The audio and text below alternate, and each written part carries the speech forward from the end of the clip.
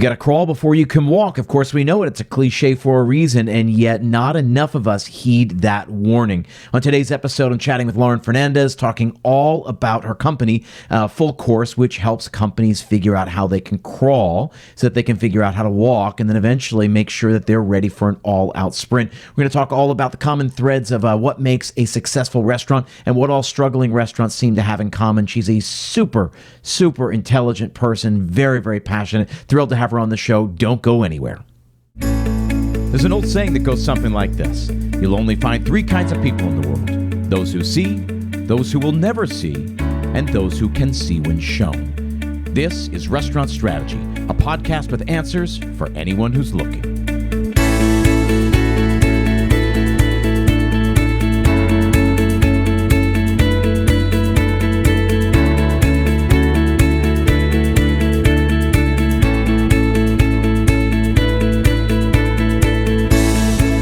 Thanks for tuning in. My name is Chip Close, and this is Restaurant Strategy, a weekly podcast dedicated entirely to the hospitality industry. We cover marketing, operations, and everything in between. Each week, I leverage my 20-plus years in the industry to help you build a more profitable and a more sustainable business. I also work directly with operators all over the world through my group coaching programs to address and overcome the specific challenges we face in our industry. Curious to learn more? Set up a free 30-minute strategy session by visiting restaurantstrategypodcast.com/schedule. Let me show you how simple it can be to run a profitable restaurant. Again, restaurantstrategypodcast.com/schedule. As always, you'll find that link in the show notes.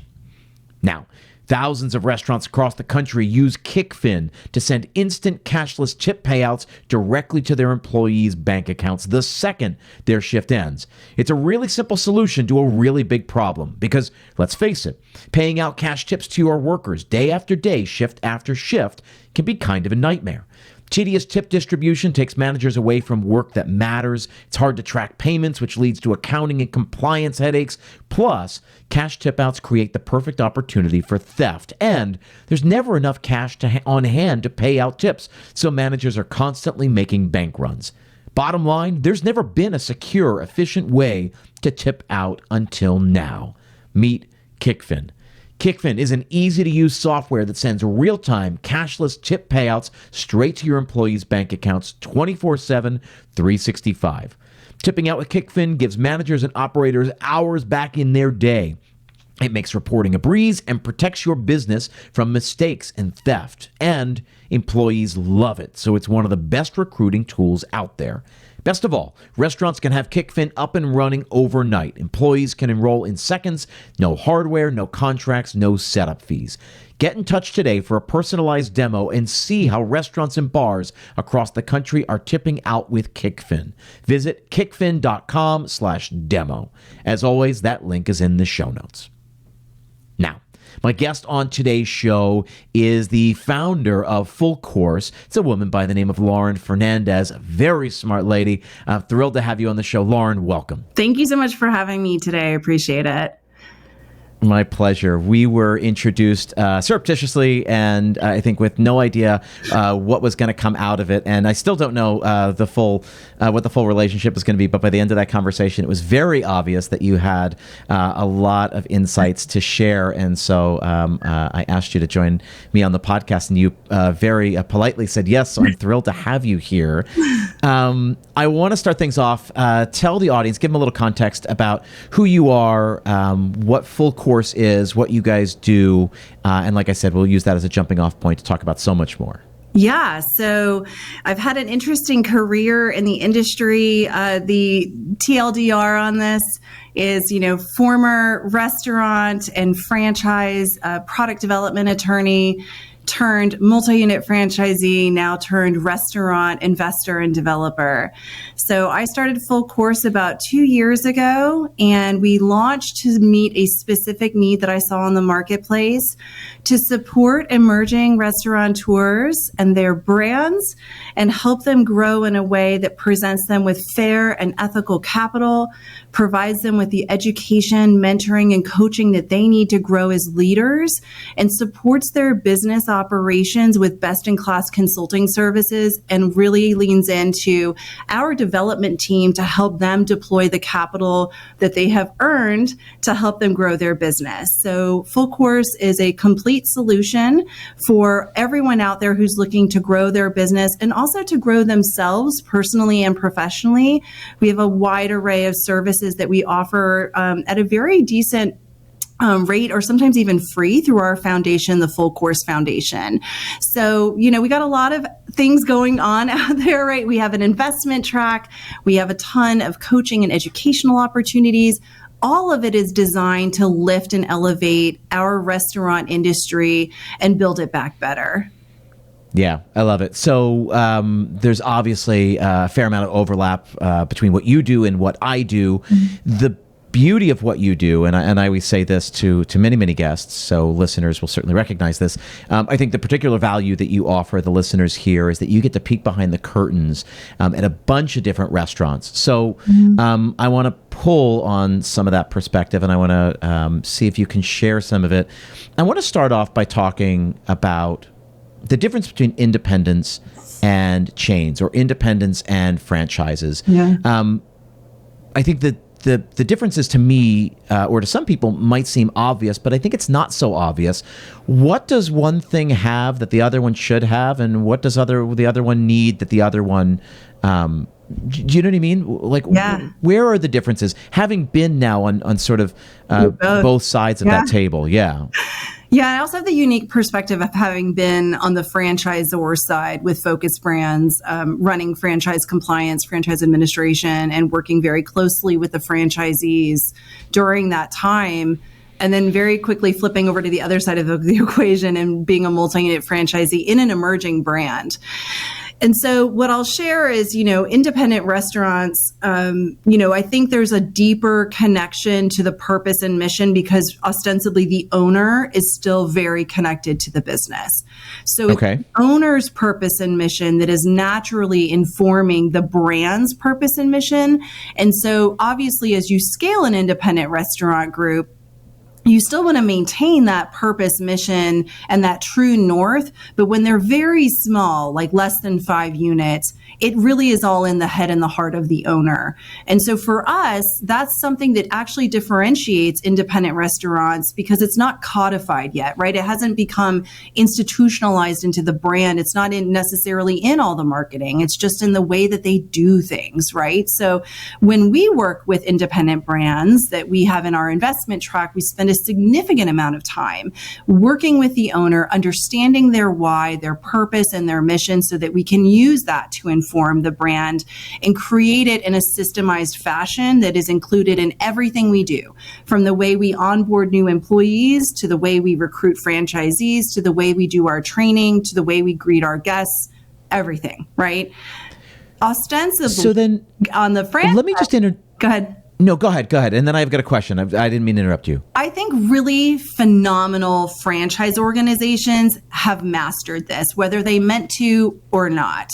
And when I was with Chicken Salad Chick in the early days of the brand, it was a thing to open your restaurant. It was all the other franchisees showed up if they were in your market.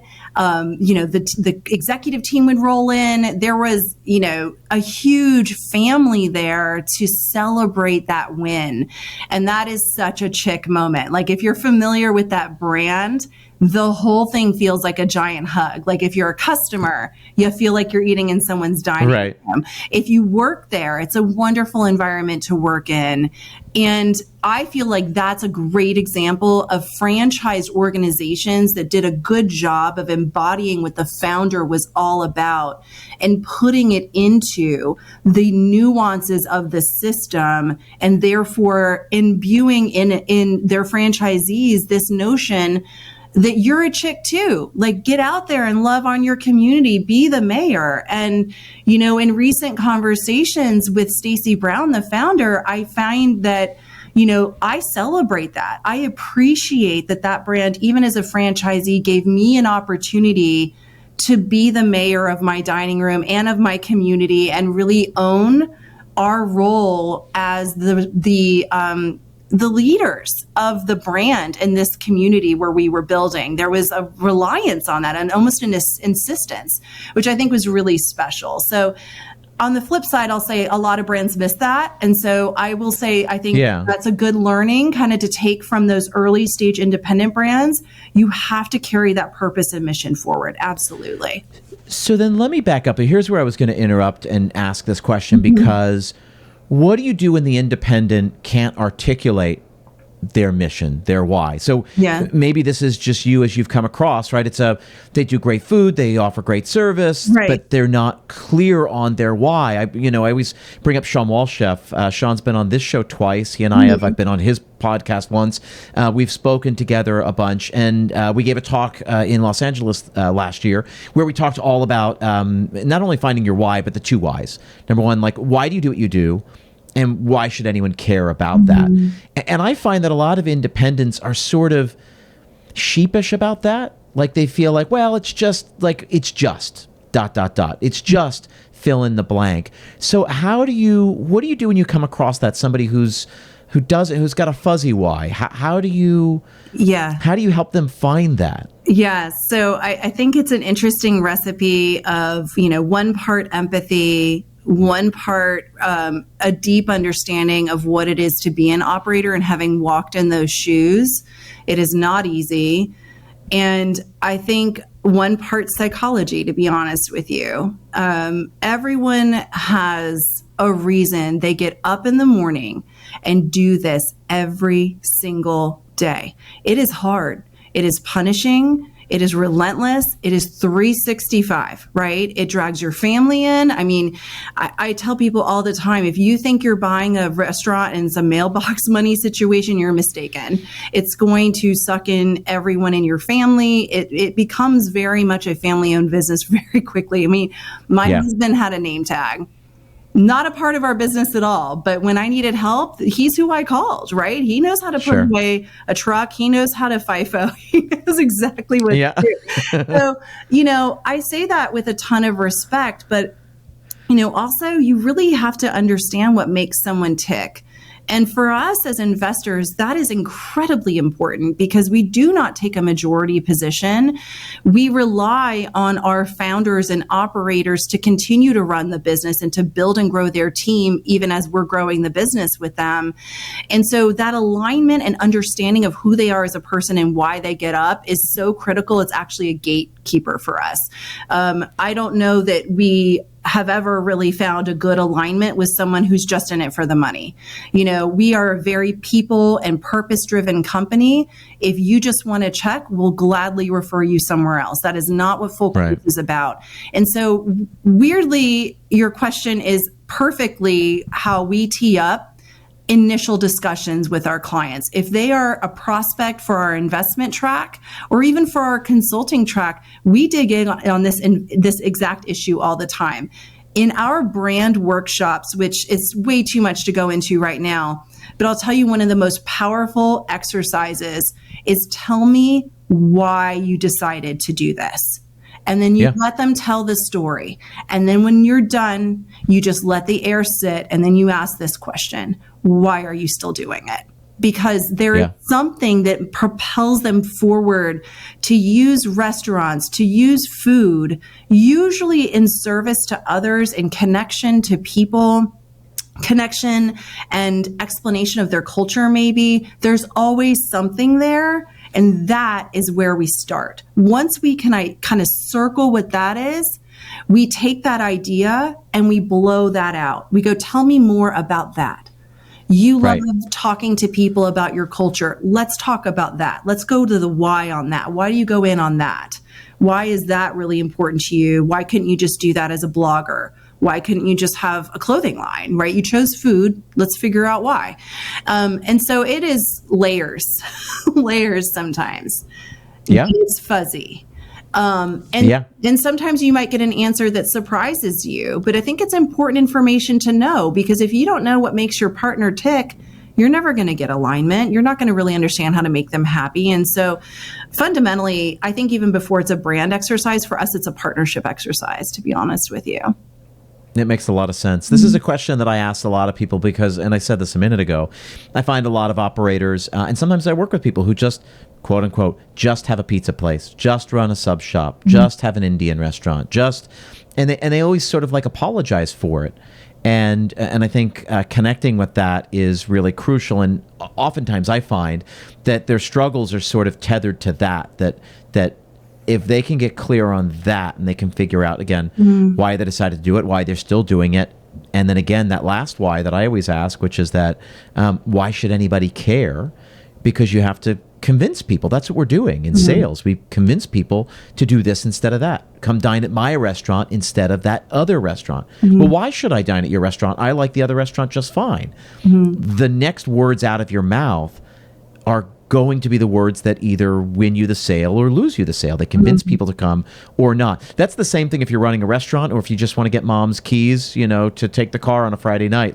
Or sign an investor to your fund. I totally get it. I totally get it. And I'll tell you what we always go back to. You can have the best food in the world. You can have the most phenomenal value proposition.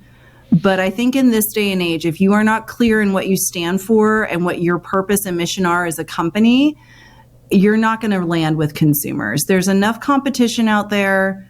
The attitudes of consumers are changing, and especially as it relates to fast casual. That's a higher average ticket. They want not just an experience that's seamless, but they want to feel like they understand and are aligned with your purpose. And that's not fluff anymore. It can no longer just be like a motto on the wall. Oh, for me, I believe that is the value proposition. Like the why, the purpose for me is the value proposition. Not that, and we talk about this, right? In marketing school, you talk about, what's the position, what problem do you solve? How does your solution solve the problem in a more compelling way? And for me, the purpose and all of that is so closely tethered to that. Like you said, every market is saturated. It doesn't matter if you're in a big city or a small town. There are more restaurants, probably twice as many restaurants now than there were 15 years ago. I mean, literally twice. I mean, it's insane. What did you say before we hit play? You were saying there were like 1 million restaurants in the country and growing. There's a low barrier of entry, especially when we get into virtual brands and ghost kitchens. How we define restaurant is changing for sure. Yeah, and I think I'll just add to that very quickly.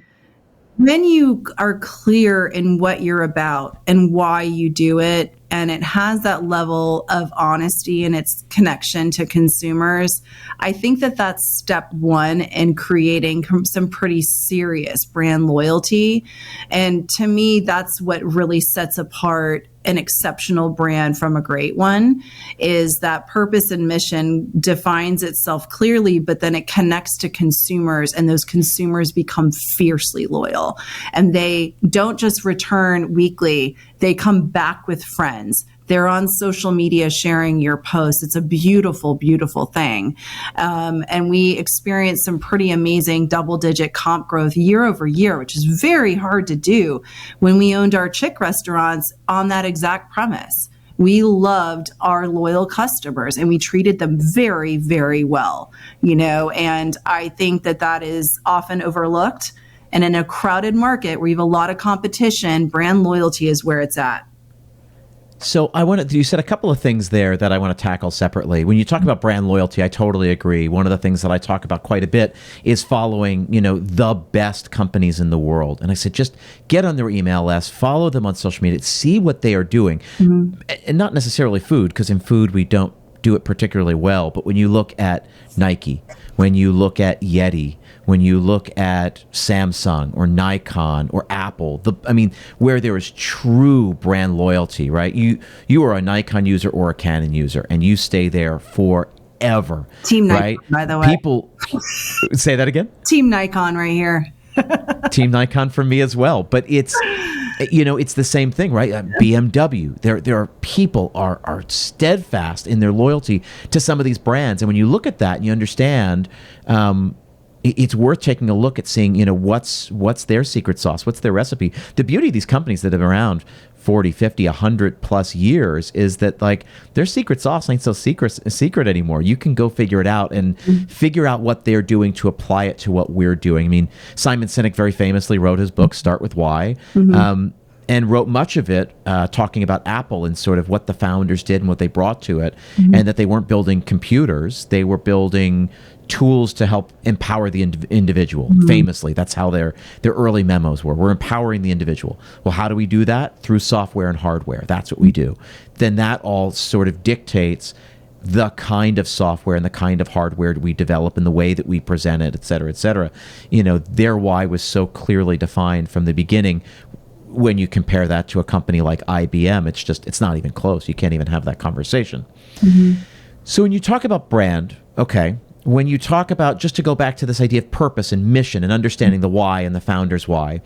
So the best independents out there have a clear why, right? It's no fuzzy why. And the best restaurants that grow, or the ones that grow successfully, are the ones that can really articulate that.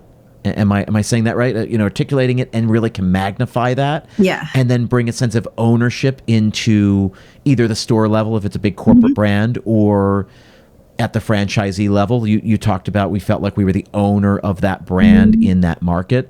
Talk to me about that, how you grow, how you articulate, and how you magnify a brand's why. Yeah. So I think that you have to be willing to not just be clear and take a stand, but you have to be willing to share that mantle, right? And so I think I was around unit 4 or 5 in my development journey when I owned restaurants, when I realized, oh my God, I cannot be everywhere solving every problem all the time.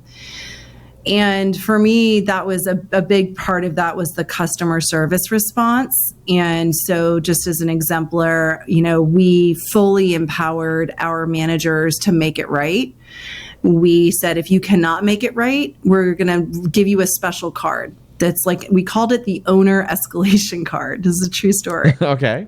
And we had a special email address, and it was like, owner at whatever. And it came to me at my desk. And it was designed to escalate matters that could not be resolved in the store itself in that moment.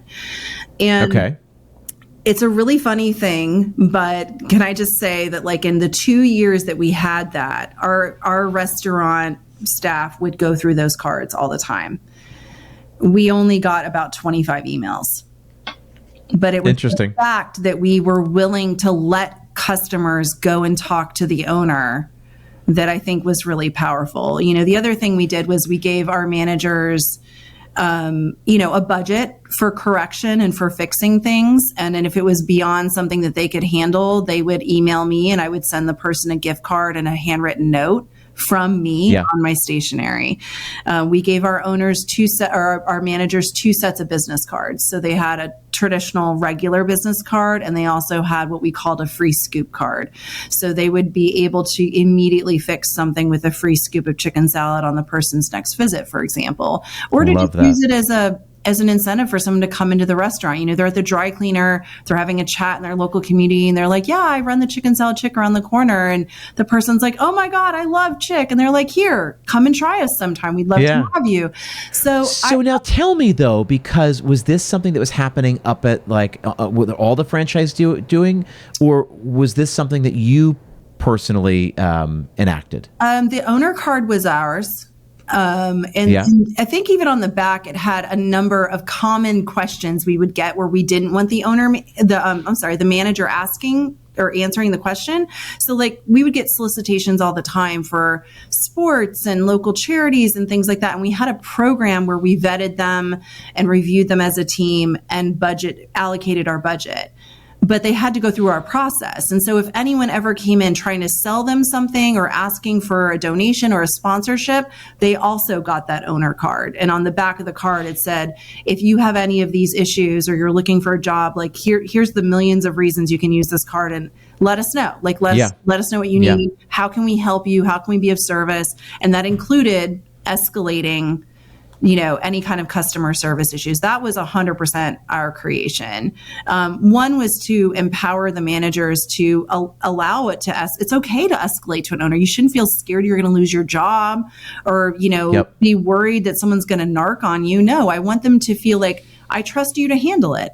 But if it's beyond your scope and you got a line out the door, say, you know what, our owner's really great. She'd love to hear from you. Here's her card. Do you mind reaching out to her directly? She'd love to hear about your sponsorship. I just can't do it right now. We're very interested. Yep.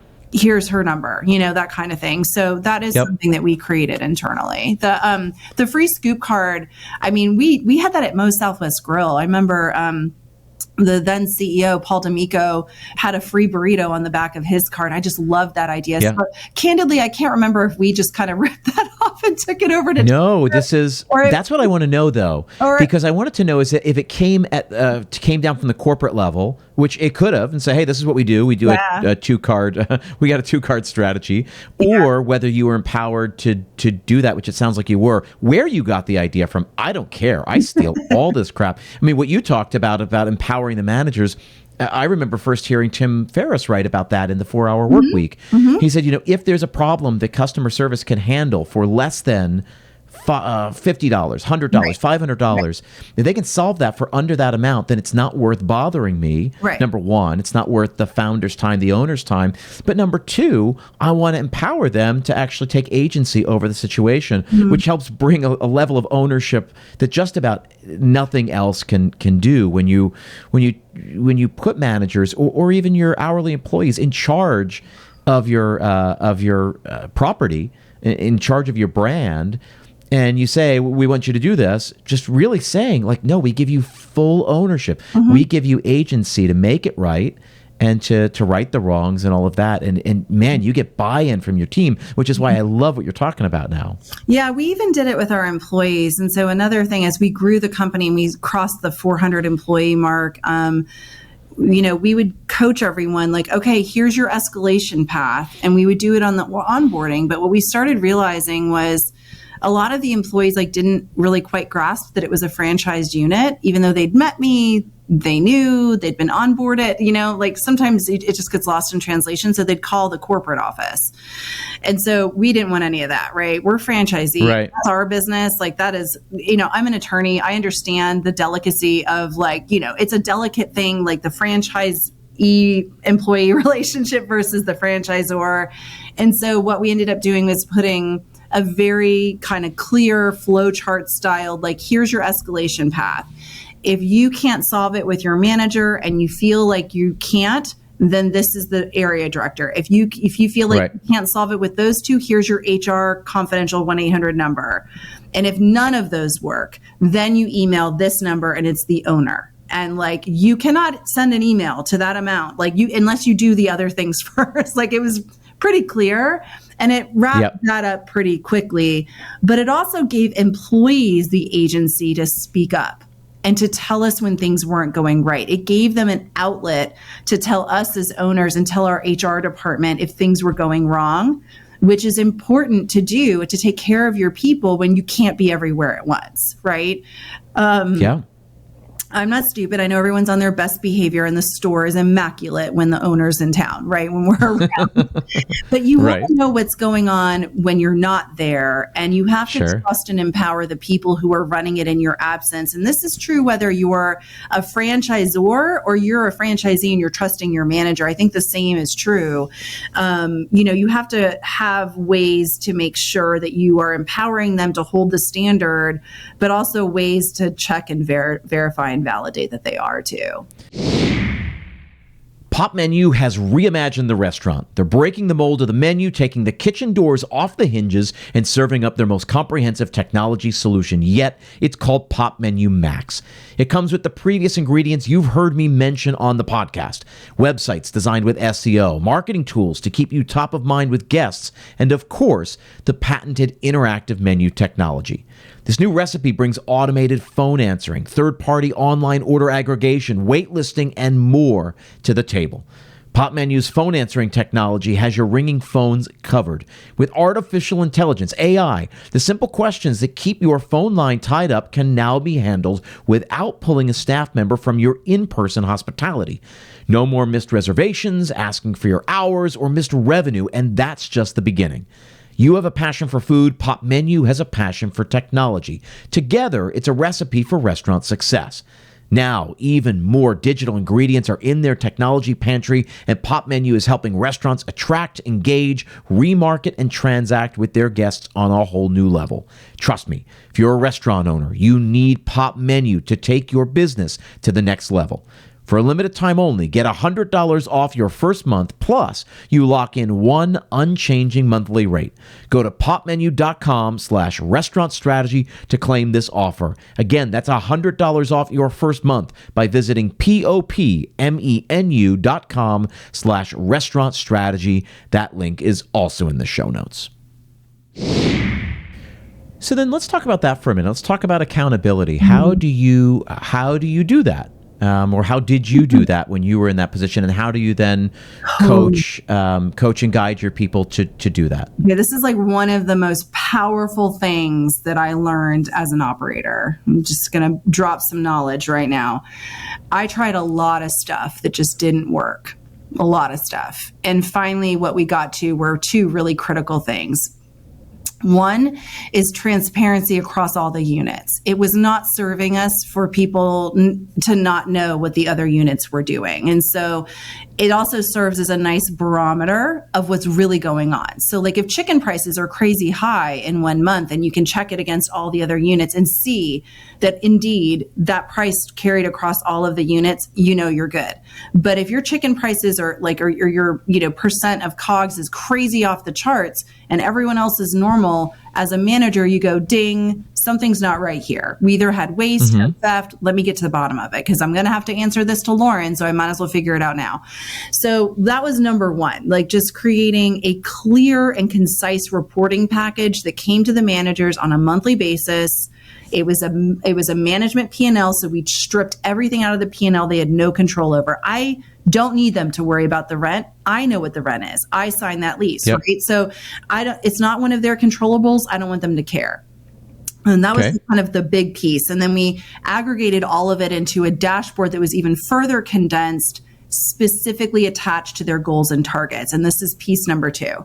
We gave them agency over and responsibility over those numbers. So it was usually something like top line sales, catering as a piece of that, COGS, labor, some basic qualitative scores like your health score, your Stereotech, et cetera. And every single one of those had a defined metric by unit. And every single one of those line items could contribute to them earning profit. So we had a profit sharing pool that was triggered by them hitting those various targets. They could hit one of them, 3 of them, or 5 of them. But if they hit all 5 and they did that 2 months in a row, we doubled their profit sharing. So we created some seriously lucrative incentives, not just for the managers, but for the employees too. So there was a portion of that pool that went directly to management and then a portion that went to the staff. So we created this level of I think complete transparency across all of the organization, but we also went down into the organization and showed the employees like, yes, it matters that you pay attention and properly label your food with the right date. Because if we're throwing it out and it shouldn't be thrown out, that goes into your food waste. And now you've just messed up the whole team for hitting their target for this month, right? So I think that ended up working for us. Finally got there. It took me about 2 years to figure all this out. That was my question. So that was my next question, which is that how do you get the buy-in? How long did it take? And we talk about culture, right? Culture is about getting everybody rowing the same direction. So, famously, Seth Godin says, people like us do things like this. At this restaurant, this is the way we behave for the following reason. So talk to me about that path. Yeah, I think for us, the massive hurdle was education. So if you just take a P&L and you hand it to a manager, the average manager in a QSR to fast casual is not going to know what they're looking at or really understand the power of it as a managerial tool. So we launched this, and then I very quickly realized we needed to have some education. So as it were, we had a group meeting planned on the calendar. When we got all of the managers in the same room, I just spent an hour walking through what a P&L was, like how to understand what the top meant and how you get to the bottom. And we started coaching them on protecting profit margin or EBITDA and really incentivize them to that, because if you can help them understand that the end goal is to protect the profit margin and what that means for them, suddenly your labor and COGS start to make more sense. Suddenly it makes sense that I'm asking you to take inventory every Sunday. It makes sense that you're doing a price adjustment quarterly. You know, those things, those strategies for protecting the profit margin all become part of the playbook. And so I think that was an important lesson for me to learn, that you can't make any assumptions about where your managerial staff is at. The vast majority of restaurant managers never thought when they started working in a restaurant that they were going to become a manager. They learned on the job. They proceeded in their career and have done really great for themselves, and they've stayed in our industry out of love and success. But the thing is, you don't necessarily get that kind of training, which is one of the reasons we have the full course foundation. Like, I deeply believe that if you want to invest in, retain, and attract the right people to our industry, you have to invest in them and their education beyond on-the-job training. And that's why a lot of the courses that we have in our platform focus on these kinds of issues: how to read a P&L, what goes into a successful marketing campaign, right? Because if someone understands it, they are more likely to buy in and do it, period. Yeah, I think it's so true. And I slipped into management the same way that I think you're describing here. Now, I've been in the industry for 22 years. So my first management job was, 17, 18 years ago. But I wasn't given that education. And I always joke around. I say, everything you see a manager doing, or everything you think a manager should be doing, is really only about 20 or 30% of their job, meaning checking in staff, doing side worksheets, bank drops, cash outs, dealing with angry guests, all of that. That's all got to get done. But the real thing is being a caretaker of the bottom line, understanding, managing the property. More and more, I keep using the analogy of the factory. We bring in raw materials, we do something to those raw materials, and we then sell the finished product. We are just a really sexy, fun, hospitable factory. We get to do much cooler stuff than a factory ever gets to do. But unless we do what the factory does well, which is, take care of our prime costs and really understand how we tether our expenses to our revenue and all that. Unless we get that right, understanding the incremental cost of doing 10 more covers, 20 more covers, 30 more covers, and all of that stuff that we talk about, when you go through a management program, you go through business school. I'm just convinced. And it's funny, when I went to business school, I was working with a bunch of people who were on the retail side and the manufacturing side of food.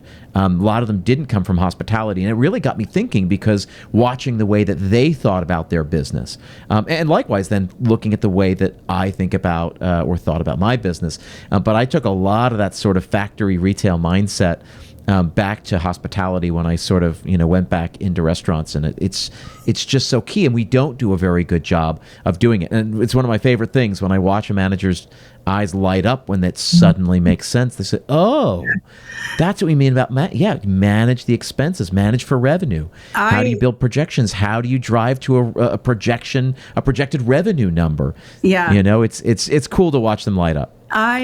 I tell people all the time, I'm a lawyer by profession initially, but I also have an MBA, and, took graduate level pricing courses and, all the finance and accounting courses as well.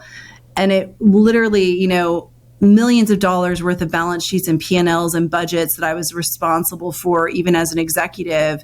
And it clicked for me on a whole nother level when we bought our restaurants and we started running clean books. We ran a whole new set of accounting books, and I could see the actual impact of those numbers. I could see the impact of the management issues. I could see the impact of the improper food scheduling or ordering, on the inventory side, and really kind of went ding for me. So, humbly will admit, there's some real value to learning this in context and on the job. And it isn't necessarily like you need a degree or a book degree to understand it. Indeed, I think that some of the more powerful learnings is when you can couple that operational experience and the lingo of being an operator, right? Speaking operator is what we call it, with really, the management tools that we're familiar with from, a traditional like MBA or corporate environment. And I do come from a background of, consumer packaged goods and, manufacturing and retail and wholesale environments where pricing is the whole game, right? They have only so much they can do to control the cost of that widget. But if they can track it appropriately, they can price it appropriately and then protect themselves against price erosion, which is something as an industry in restaurants, I am dying for us to get to like a level of dynamic pricing where we can do a better job of, AI enabled inventory, connect it to real-time labor costs with fully loaded labor costs, and pump out a base prime cost for that meal, and then bolt on the profit margin to determine the price to some extent.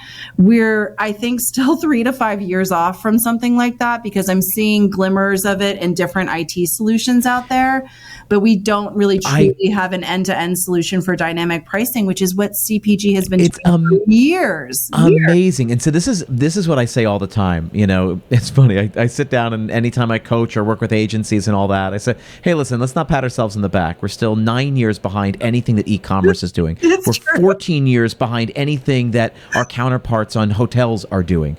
We're 15, 20 years behind what airlines are doing. We're like, let's not pat ourselves on the back. Like the number of operators who don't have their menu cost out today, that don't have today's menu cost out, right? I just went to buy groceries, my local supermarket. A dozen eggs was $8.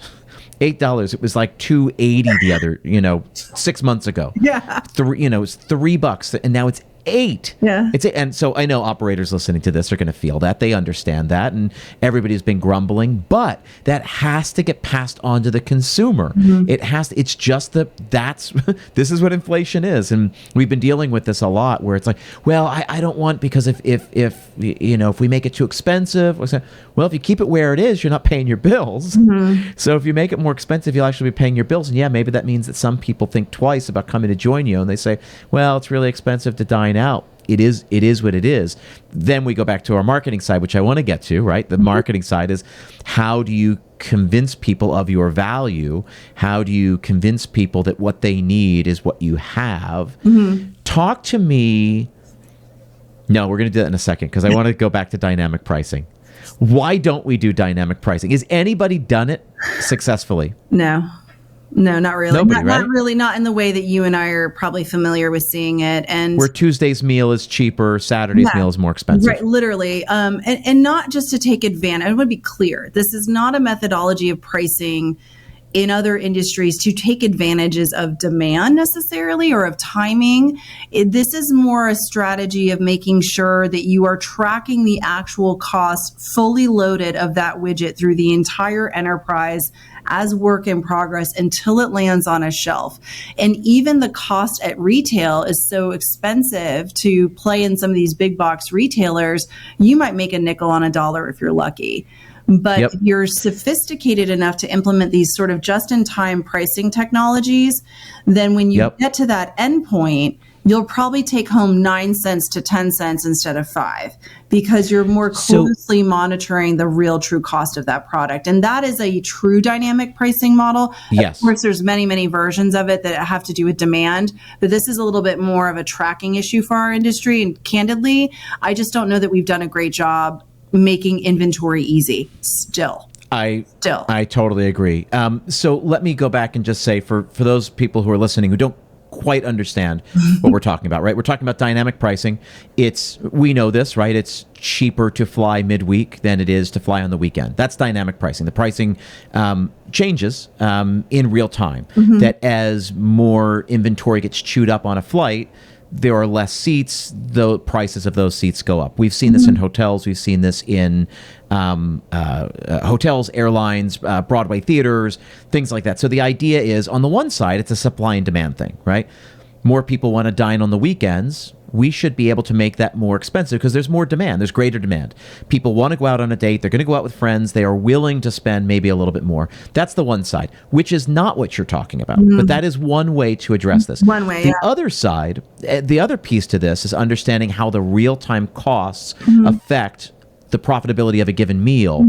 For example, if you bring in the same 10 people on a Saturday night, your labor cost is going to be lower because you're going to be generating more revenue. So your labor percentage on that night is less. Meanwhile, on a Tuesday, it takes the same 10 people to open up the restaurant, and you've got less revenue coming in. So you've got a much higher labor cost, and that we should be able to address them accordingly. It gets to a little bit of what you're talking about. Am I wrong? Yeah, and I think there's a piece to this too. So some of this is demand driven, of course. It's just supply and demand type economic pull on the elasticity of the price, right?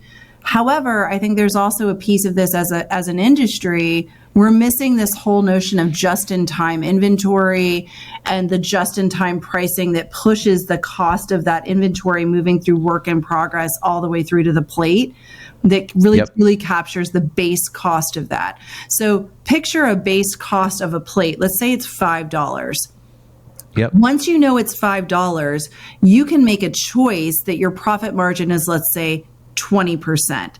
Now, once you bolt that 20% on to that $5 and you know what you're charging, you can also adjust that price for whether it's a Monday or a Sunday, right? So there's some layered complexity to pricing in the restaurant industry that has not been fully embraced. There are some concepts out there and emerging technologies that are pushing into this, and the playground for them is third-party apps. Where they can adjust pricing based on who else is on the platform, what time of day it is, demand, surge pricing, kind of a surge. Basically, that's what it is, right? Surge styled pricing, which we're all familiar with from Uber. Thank you for that, Uber. That's a very different animal than I think a proper tracking and AI enabled inventory, a better labor model where we can track. I think there's some pieces around that. I'll give them that. But sticking it all together so you get the whole chain, I think is really an important piece of this. And from a marketing perspective, you got to understand your customer. I play in the fast casual segment. There's a value play there, but it's not necessarily a price play there, right? You're in QSR, completely different animal, right? Like it's very hard to budge off, a $5.99, a $6.99 center of plate option, or have something be over $10. So there's a different play on pricing in different segments of the restaurant industry as well, right? Your fine dining client being able to pay that price is part of the experience. Like that is a different customer than a QSR customer, far more sensitive in the QSR space than perhaps even the fine dining space. And then there's a whole spectrum in between. So we can't even approach this as an industry as a one size fits all, but the methodology by which we bring it in the back door, produce something amazing with it, and sell it to someone on a plate is still like a little clunky, no matter, I think, which segment you're in. And would love for someone to throw some money at that.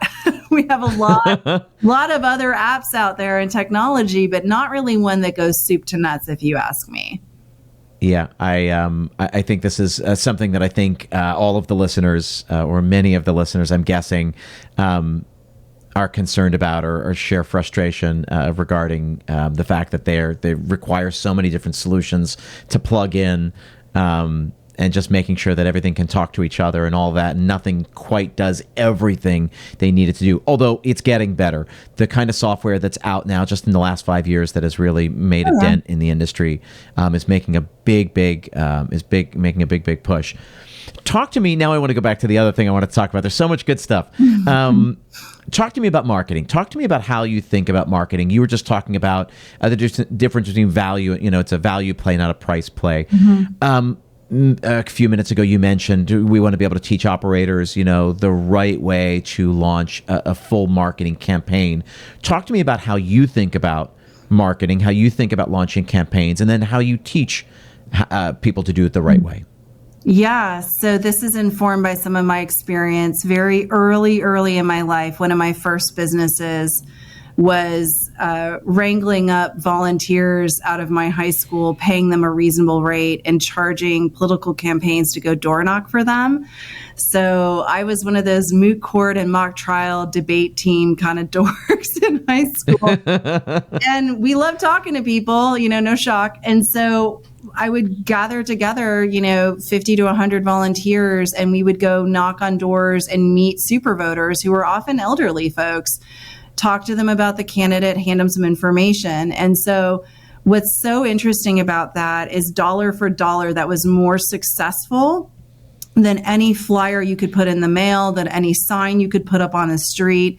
And that was I'm going to date myself a little bit here, but in the late 90s, before there was an advent of all this social media, it was such a deep and personal connection to those voters. They had a very high turnout rate for us.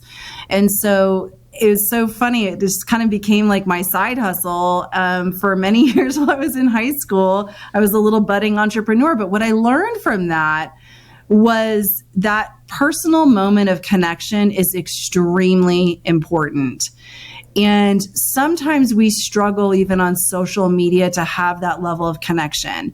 I am a big fan of making sure that you have local market execution, boots on the ground, handshake, free samples, all of the things to really love on and build community before you even open the restaurant. So I think it's a mix of PR, where you have the buzz about the brand and people reporting on it. It's social media, very heavy on that, because the social media is the physical network and the digital network where all of that community network starts to magnify. So suddenly someone that you met at the dry cleaner and you gave them that free sample, they're on social media loving your page and they're tagging 10 of their friends, right? It amplifies what you're doing in the marketplace. But the anchor of that entire marketing effort, when we launch a brand, when we launch a unit in a local market, is heavy, heavy, heavy on the local community connection. That is weeks in advance, weeks. So as we're doing training and we're developing excess product, whatever it is, we'll take it out and sample it. We'll have tastings, we'll have VIP events, we'll show up at events even before the restaurant's open. And I think that's really important that you show up, right? Social media is not a substitute for you showing up. And if you are going to have a brick and mortar unit, that is the most important thing I can give to you. Show up. Be a part of your local chamber. Meet the businesses next door. Go and talk to the co-tenants in the building. They're going to be your best friends when you have a problem and the power is out and your walk-in cooler is down, right? So you need to kind of create that community. And again, I'll go back to that whole idea of agency. I never did that by myself. Our whole team was involved. The new employees that we would hire, the new manager, it was their directive. Like, you have to go meet 10 business leaders today. Go. You got this. See if they need. I love that. No, you're at it, Yeah, no. So we talk about accountability, and the I always love the SMART goal framework. Make it specific. If we make it specific, it's measurable. And I like making things actionable. So you say, do this, right? So much of it, and I always do this when I work with like catering directors or private dining managers and all that. And I get this from my wife. My wife is in straight sales. She does tech sales. You can only control your controllables. You can only control your metrics. How many calls you make, how many emails you send, how many people you get on the phone, how many demos you book for the software that she sells and all of that. It's the same thing. You can't determine whether the 10 people you meet are going to do anything, but you've made a connection. That's what you're responsible for, and you can do that. I love that. Talk to me about when things get going then. So if being present and actually in real life and all of that is a big part of the pre-launch, let's say, how do you think about marketing moving forward when a brand is 6 months old, a year old, 4 years old? Yeah. So my strategy isn't always the same, but I'll give one nugget that I think is super helpful here. I think a lot of early stage restaurateurs miss on the opportunity to have a loyalty program. You are never too small to have a loyalty program, period. And you have loyal fans, whether you realize it or not. And rewarding them and getting them to come in and increasing their frequency and creating them into what I would call a super fan, where they're no longer just a loyal and regular customer, but they become a brand evangelist, is part of your mission, right? So if you have an app or a way to reach them regularly, or maybe it's just your Facebook page, whatever, creating that kind of community within the community of super fans is really important. So create incentives for them, reward them with exclusive merch, give them opportunities to bring in their friends. This was another thing. We created a card, and it was called a Bring a Friend card. And like that manager card I told you where it was a free scoop, but it was essentially like, come on in, we'll buy your meal, and, bring your friend. We'll pay for one of your meals. I think it was like, you buy yours, we'll buy theirs, something like that. And we gave them to our loyal customers in the restaurant. Like, they would come in and we'd say, oh my God, it's great to see you again. We want to thank you for being such a huge fan. You're in here every week. It's so great to see you. Here's a couple cards. We'd love for you to bring a friend to lunch next time. We want to meet your friends, bring your family, whatever. And that worked incredibly well. I think if we could... I love all this stuff because we're talking all about analog solutions, not digital. And I am a huge fan of analog. People who listen to this show for a long time have heard many of my tricks and tactics, and a lot of the stuff, as a consultant and a coach, I always famously get the questions like, oh yeah, okay, but working with you, how much is it going to cost? And I said, if I gave you something really free that would get you the money it would cost to make the investment in that, would you do it? Yeah. And they're like, okay, what free tool? And I've done this before. Mm-hmm. And I say, okay, great. Here's the thing. I want you to do this, and we're going to talk in 1 week. And you tell me if you've not raised the money. And without fail, every time I've done that, they come back and said, I can't believe it. I said, great. Now let's get to all the other work. There's my little parlor trick. That's my parlor trick. And I kept my word. I gave you the two things to do, and they're all analog and so stupid. And people are like, it was just so obvious. I was like, I know. It's just about being hospitable. Which is what we do. Yeah, and there's some finesse there, right? I am a fan of the handwritten thank you note. I will never let that go. I love paper stationery, but I also think that there's something to be said, especially in this day and age, of saying thank you in writing, in your own handwriting. And there's similarly something that happens when you have that interaction at the table and the manager goes over and explains what they're doing.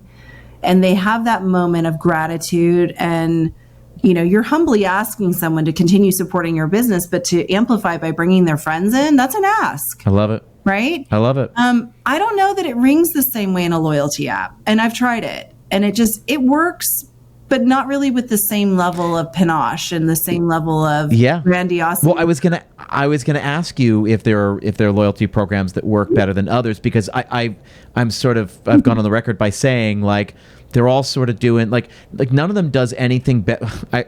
I'll say this: no loyalty app does it better than cutting out the 10 coupons from the pizza box that I did in 1994. Like, that just worked better. We moved into this house, so I moved out of the city out to New Jersey, and we moved in the middle of August. And in the junk drawer, the family who had owned the house before us left us all their cardboard from the pizza place, and they said, we figured here's the best part. Tell me if this is not genius. They said, hey, we couldn't use them before we left, but then we figured, this is our favorite pizza place, and you get a couple of free pizzas out of this. Awesome. Like what? Like, you're talking to a restaurant marketer. I'm like, I could not have written this any better. Yeah. Like, they gifted us 2 free pizzas. Picture. I was like, oh, it was amazing. And you know what? When we're like up to our ears in boxes and can barely carve out enough space on the table that we just put together, like, Yeah, pizza was all it was, and we didn't have to struggle too far. We were like, well, we already get 2 free pizzas. Let's go. Yeah, no, look, I think digital has its place, but I think there are just as many analog solutions that still work wonderfully. And I want to be clear, this is not, this isn't a coupon strategy that I'm talking about. I think this is more of a loyalty strategy and how you reward your loyal fans and frankly, your loyal employees too. I mean, let's not leave that out. I deal with this every day at Full Course. We have spent very little on marketing, very little. 90-something% of all of our leads from clients to investors to vendors come from referrals. And there is something very powerful, not just about rewarding your customers who are loyal to, but your employees too. I mean, turning around and handing 4 free scoop cards to one of your loyal employees and saying, give these out to your friends. We'd love to see your friends and your family in here. Why don't you come in for a meal on Saturday when you're off? That kind of thing. Yep. And look, I think at the end of the day, everyone in our industry, you're in this hopefully because you have an air of, you have a servant's heart. You're a servant leader. You believe in helping others. And that does have a certain amount of, or require a certain amount of empathy and understanding. What I am saying is take a beat, pause, and think about how you can have empathy and understanding for your employees, for your customers, for your loyal fans, and how can you use that information to touch them even in a more meaningful way to get them to continue to level up. And what you're looking for is to take them from, yeah, I'll give this place 5 stars. It's great. And I'll come here in regular rotation to super fan. That I think is where you want them to go. That's what you're trying to get to, whether they're an employee or a customer or a vendor, it doesn't matter, Totally. And it's so funny. You just said it yourself, right? You said it, we know it. Everybody's nodding their head. Word of mouth is still the most powerful tool we have. Hard stop. So if we know that, then for me, the game becomes, how can we help spark word of mouth? What specifically can we do to get people to go talk about us, to rave about us, to post pictures about us, to leave reviews because they love us so much? Yeah. For me, it's just that simple. If we know it works, we know that's the most powerful tool, how can we just make that sticky? How can we make it obvious? Yeah. How can we make it happen with greater ease? Yeah. To me, I think it's the 3 things. It's in concert, right? So like I said earlier, I think it's that boots on the ground marketing that's in person, whatever that looks like, number 1.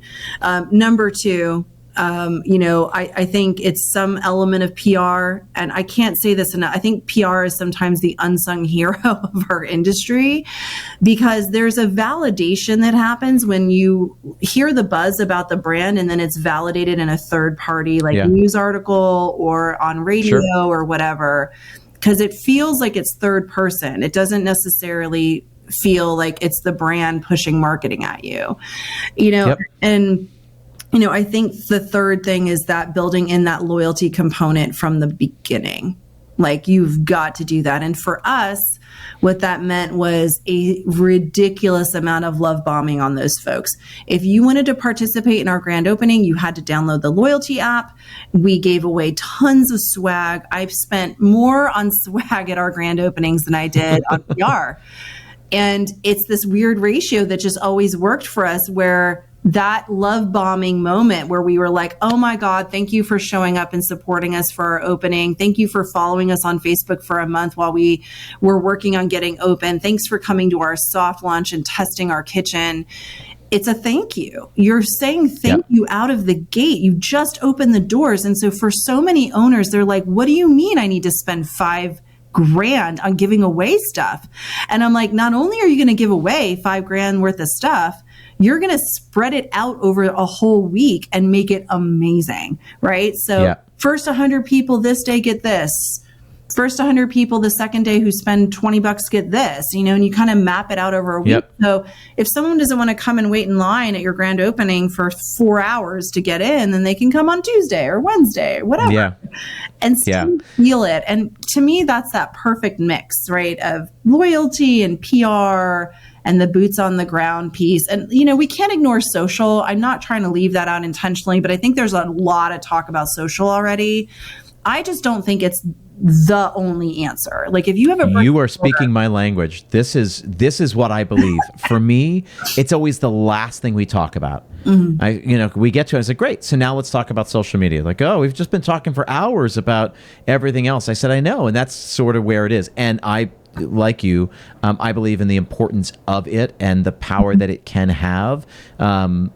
But for me, it's just it for so many operators, it's the only marketing they do, and they fail to acknowledge all the things it cannot achieve.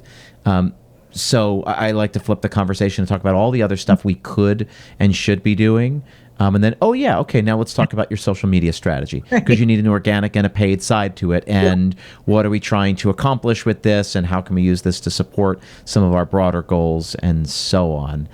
We are coming to the end of our time here. I've loved this conversation. This has been great. I want to give you the chance to send people to where they need to go. Where can they go learn more about you and Full Course? Yeah. So all of our offerings at Full Course, from our classes that we offer, some of which are free, some of which are under, $99, our workshops, our monthly subscription coaching program, and our consulting and investment track are all available at fullcourse.com. You can click a link that says book a call and speak to our team anytime that's convenient for you, so we can figure out how we can best help you. We work really hard to create a wide array of services so that we can be of service to our industry and help lift everyone up. We sincerely believe a rising tide lifts all boats, and we are here to help. So if you need any, please hit us up at fullcourse.com, and we are on all forms of social media as at Full Course Official. Yeah, love it. Listen, I've loved this conversation. Last words of wisdom that you want to leave the audience with? Yeah, I mean, look, never forget why you signed up to do this in the first place. And if you can reconnect to that passion every single morning, you will be aligning to your true north. I think most of us who are in this industry are in it for the right reasons. It's been a tough slog at times. It's been a rough couple of years, but I just want to encourage everyone to stay the course. And if you need someone to lift you up, you just give me a call. I'm here for you. Sounds good. Yeah, I mean, this is the beauty of it, right? And all coaching, I find this with the coaching that I do too, is that all of us are so siloed. So operators, owners are siloed, and just getting together and learning from each other, working with each other, and all of that. So that's, I think, the beauty of the podcast, is that we're creating community here, giving people sort of a place, a little town square to come and talk about all the things and listen to all the things that I think are near and dear to all of us. Listen, Lauren, I appreciate you taking the time. All the best to you, and we will speak before long.